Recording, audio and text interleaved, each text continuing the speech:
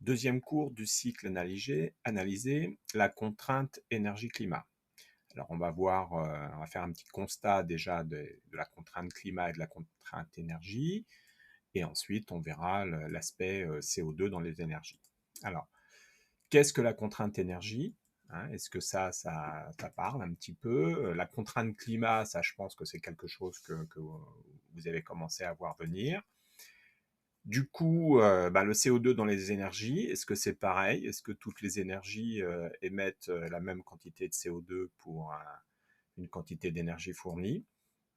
Et plus particulièrement le CO2 dans l'électricité. Alors, l'objectif du cours, c'est de comprendre les enjeux de la contrainte énergie-climat. On verra donc ce que c'est que la contrainte énergétique dans le monde et dans l'UE.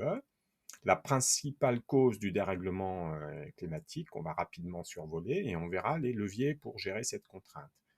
Dans les leviers pour gérer cette contrainte, il y aura le bilan carbone, et donc on verra ce qui est du contenu des énergies pour faire un bilan carbone. Alors aujourd'hui, le bilan, c'est que la consommation d'énergie dans le monde, malgré tout, reste encore très majoritairement constituée d'énergie fossile, c'est-à-dire du gaz, du charbon, du pétrole. L'Europe ne dispose pas de ressources énergétiques suffisantes pour son autonomie énergétique.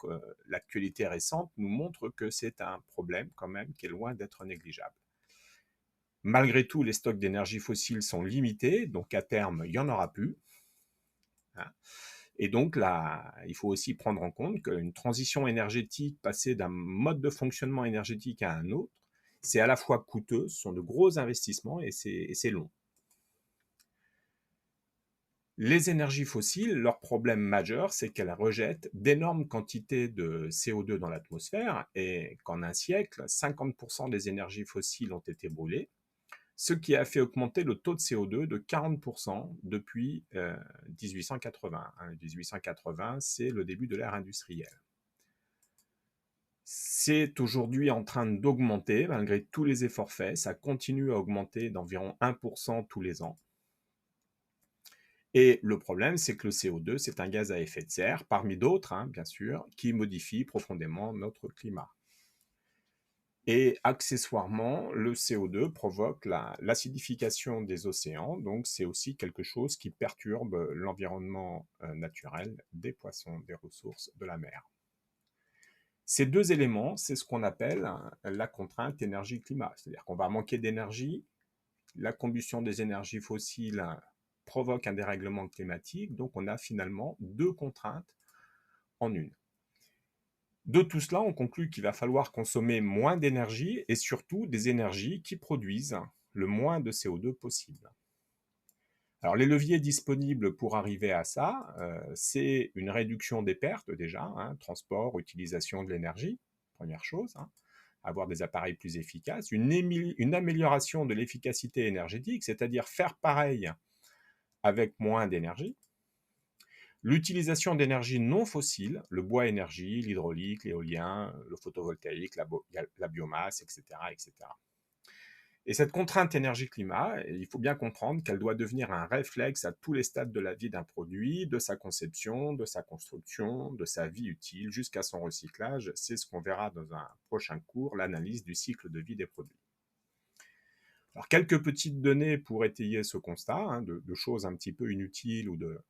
Voilà, l'éclairage public, par exemple, c'est environ 5% de la consommation d'électricité, et il y a ici un très très gros levier de réduction de la consommation d'énergie. Alors c'est sûr, même en divisant par 2 ou 3, on gagnera que 3 et 2%, mais enfin, de toute manière, il faut bien comprendre qu'il faut taper partout, à tous les niveaux, de toutes les façons, pour réduire fortement notre consommation d'énergie. Donc l'éclairage public est un des leviers disponibles. Un petit mot quand même sur les énergies renouvelables en France en 2020, qui sont majoritairement faits de bois et d'hydraulique, pour la moitié. Ensuite arrive l'éolien, les biocarburants, les pompes à chaleur, la gestion des déchets sous forme d'énergie, le photovoltaïque, qui arrive quand même assez loin derrière, et puis après biogaz et un tas de petites énergies renouvelables. Ça, c'est un petit bilan des énergies renouvelables en France. J'y reviendrai de manière plus précise ensuite. La consommation d'énergie par habitant en 2017, hein, pour les chiffres que j'ai, donc on voit que le Canada est un peu number one, hein. Alors, je retire les petits pays qui peuvent avoir des consommations localement très fortes, mais du fait de leur petite taille, n'ont pas de grosse influence, hein. Donc, j'ai gardé ici les pays les plus émetteurs ayant une population quand même de plusieurs dizaines de millions d'habitants.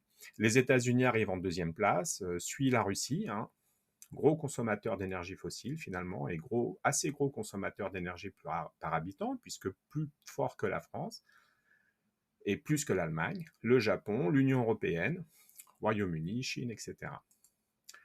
On peut compléter ça avec les émissions de CO2 par habitant, et on voit donc la position singulière de la France qui ne voit pas, vous voyez, ici pour 4 TEP de consommation d'énergie primaire, hein, on arrive à 8 et quelques tonnes de CO2. Alors que la France, à peu près au même niveau, émet beaucoup moins de CO2 que son partenaire, l'Allemagne. Alors ça, c'est lié essentiellement à finalement des énergies renouvelables qui sont loin d'être négligeables en France, hein, surtout grâce à l'hydraulique et au bois énergie, et surtout nos centrales nucléaires qui permettent d'avoir une énergie qui est faiblement émettrice de CO2. Quelque chose de très intéressant, je trouve, qui nous met ici l'indice de développement humain. Donc, c'est un indice qui intègre l'éducation, la mortalité infantile, l'espérance de vie, l'accès aux soins, etc. C'est un indice qui permet de parler du développement d'une société en fonction de la consommation d'énergie par habitant. Eh bien, on remarque que, alors avec peu d'énergie, forcément, hein, on est avec un indice de développement très faible. Par contre, dès qu'on est autour de 2 tonnes par habitant, eh ben, on voit qu'on peut tout à fait rentrer dans la zone d'un développement élevé. On n'a donc pas forcément besoin de quantité d'énergie comme les USA ou comme la France, hein, autour de 4 à 8 TEP. Hein. On pourrait redescendre, diviser notre consommation d'énergie par 2 ou être autour de 2,1, 2,5 ici, donc déjà passer de 4 à 4,5 à 2,5, c'est énorme, et se situer dans cette zone de pays. Et avec des progrès technologiques, on peut facilement imaginer qu'on peut se mettre autour de 2 et être dans cette zone. Donc, réduire sa consommation d'énergie ne veut pas forcément dire réduire le développement d'une société. Alors, il va falloir qu'on ait un outil particulier. On va en proposer plusieurs, hein, des outils d'étude de ce cycle, mais un des outils, c'est l'étude de la chaîne énergétique, hein, donc de l'énergie primaire à l'énergie utile. Alors, qu'est-ce que ça veut dire tout ça? Partons par exemple d'une énergie utile. Alors ici, on a emmené une palette, hein, on a déplacé quelque chose. Donc ça, c'est le travail effectué. Il a fallu pour ça le transporter d'un endroit à l'autre. Il a fallu pour ça mettre de l'essence dans le camion. Si je m'intéresse uniquement à l'énergie nécessaire au déplacement, hein, il faudrait, dans un bilan global, regarder l'énergie nécessaire à la construction du camion, à son recyclage, etc. Mais d'un simple point de vue énergétique, hein, déjà, voir qu'il faut effectivement, et là c'est ce qu'on paye, hein, eh bien, il faut aller plus loin et aller quelque part au début de l'énergie, c'est-à-dire au pompage des ressources de pétrole, et regarder donc pour ce travail, non pas combien j'ai payé et combien j'ai de litres d'essence, mais combien j'ai dû pomper de pétrole. Hein, donc aller jusqu'à la nature dans le cycle énergétique, hein, pour obtenir tel travail. Alors l'énergie primaire, sa définition, c'est l'énergie telle que disponible à l'état brut dans la nature. Les énergies fossiles, telles que le charbon, le pétrole, le gaz, sont des énergies primaires si on les considère vraiment dans le sol ou juste à l'extraction de ces énergies. Le nucléaire, le minerai d'uranium, est une énergie primaire. Et alors c'est plus délicat pour parler d'énergie primaire, éolienne, etc. Le vent, les rayonnements solaires, l'eau, etc. sont des énergies primaires également. Voilà. La biomasse est également une énergie primaire. Les champs de colza, les forêts sont des sources d'énergie primaire. En général, on les exprime en TEP, en tonnes équivalent pétrole, mégatep, gigatep, etc. TEP et ses sous multiples. L'énergie secondaire, c'est l'énergie à la fin de son cycle de transformation. Donc on a transformé par exemple du pétrole en diesel, en fuel, en essence, les différents types d'essence. On a transformé du charbon en minerai de charbon exploitable, etc. Donc, c'est l'électricité à la sortie des centrales, par exemple. C'est les stocks d'essence à la sortie des raffineries. Voilà, par exemple. Hein. L'énergie finale, troisième type d'énergie, hein, donc c'est l'énergie primaire transformée ou convertie et distribuée, c'est-à-dire qu'on rajoute la partie transport, utilisable pour les besoins humains. Le charbon, le pétrole, par exemple, hein, l'essence, le gaz, l'électricité, les énergies renouvelables thermiques également, hein, et les énergies au compteur. C'est donc l'énergie au compteur, pardon, lorsqu'elle est facturée. Elles sont généralement exprimées en kilowattheures, pas tout le temps, hein, mais bon. Voilà. L'énergie utile, c'est l'énergie finale qui est transformée pour un besoin, pour un travail, quelque chose qui est utile, hein, avec des pertes. Donc bien voir qu'au niveau de toute cette chaîne, hein, de l'énergie primaire jusqu'à l'énergie utile, on a des pertes, hein, et en particulier dans la transformation d'énergie primaire en énergie finale. Ces pertes, généralement, n'étaient pas prises en compte. On prenait le rendement qu'on utilisait, c'est-à-dire le passage d'énergie utile à énergie facturée. L'énergie finale, c'est l'énergie facturée. Donc, on ne prenait en compte que ces pertes. Or, celles-là, qu'est-ce qu'elles sont? Elles sont petites, elles sont négligeables, elles sont importantes. Eh bien, il faut l'étudier. L'énergie utile, c'est ce qui est utilisé pour ventiler, chauffer, faire du froid, tous les procédés, l'éclairage, etc., etc. Alors, posons-nous un peu la question du rendement de tout ça. Hein. Le rendement classique, on l'a vu, c'est l'énergie utile sur l'énergie absorbée.